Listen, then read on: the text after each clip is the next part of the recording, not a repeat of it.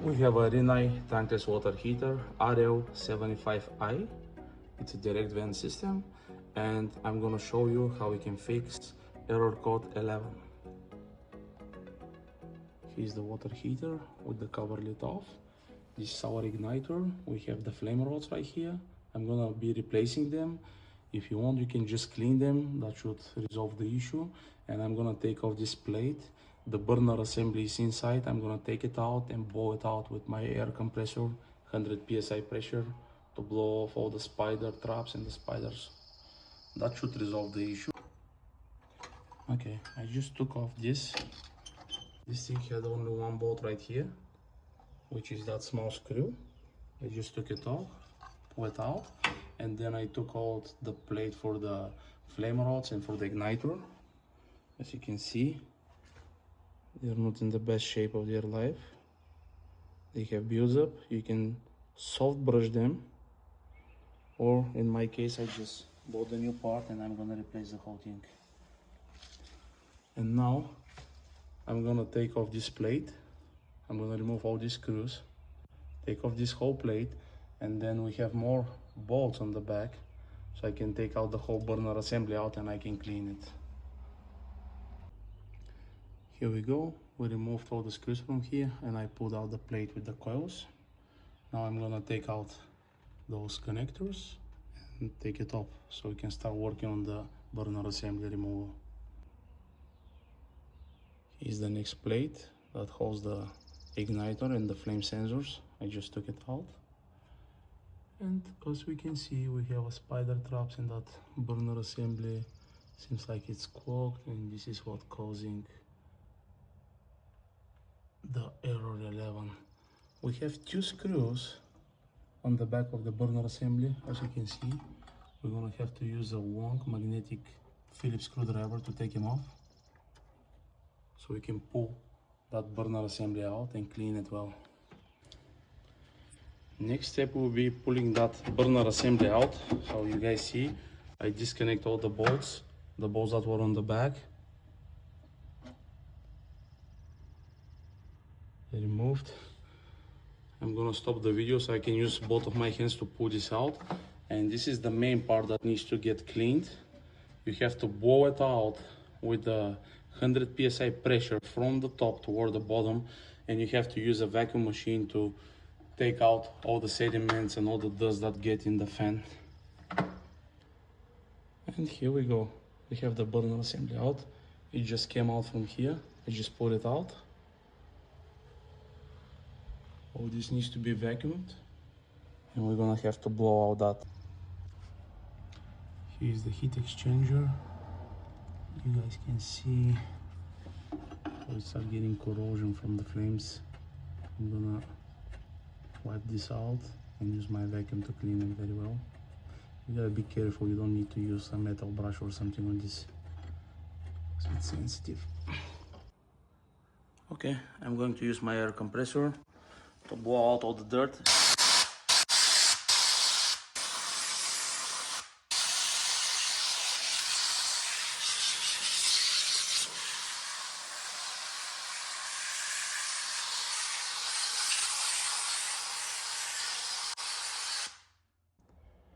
Now I'm gonna use my Milwaukee vacuum machine to kind of like clean whatever I can from the sediments. I'll get it into the fan corpus too. Next step will be to put the burner assembly back in place. Just put it back in place, and we're gonna have to start with the two screws on the bottom. Right there, I'm gonna zoom it for you. Those two screws, don't forget them, very important. I didn't have a long magnetic screwdriver, so I used my extension for my impactor to get to the bolts. I was able to put them on, but my suggestion is don't be lazy as me and do it the right way.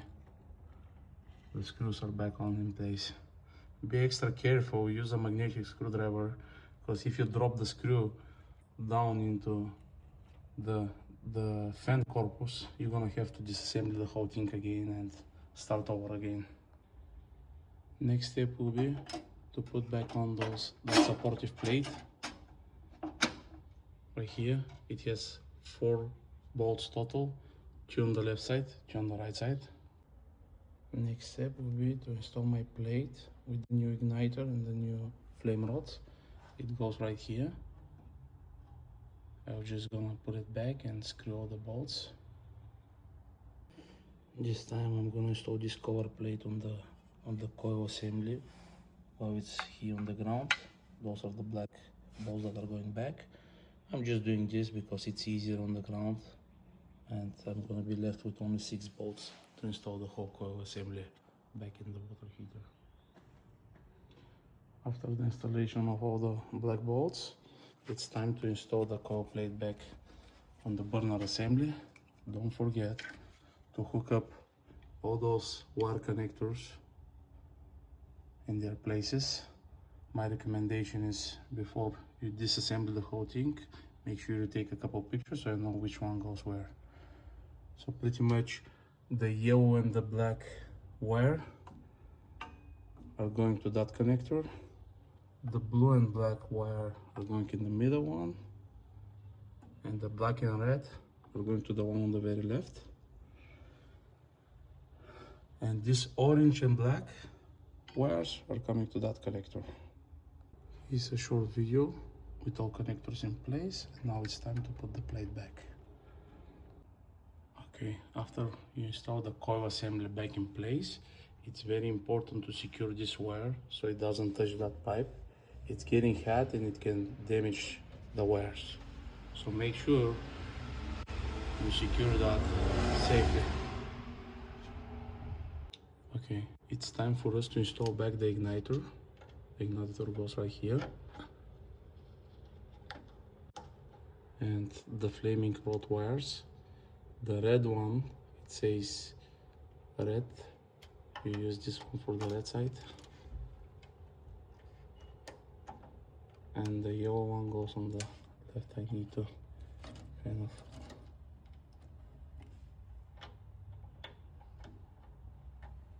okay, this is how they go. Yellow, red, and this is the igniter. And last but not least, to install back the computer module, the display. It goes right there. It takes only 1 screw.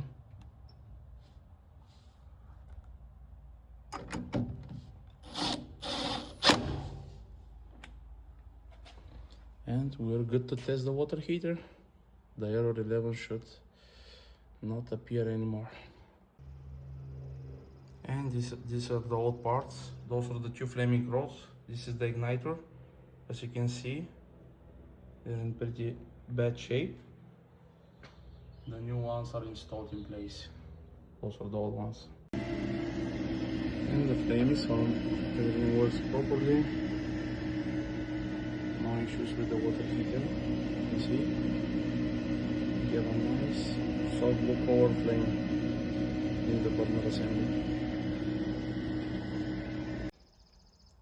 Already, our water heater is back and running. We have hot water, everything's installed. It's time for me to get a lunch. If you guys need help with tankless water heaters, please call the professional American Router Services out of Atlanta, Georgia. 678-641-4375.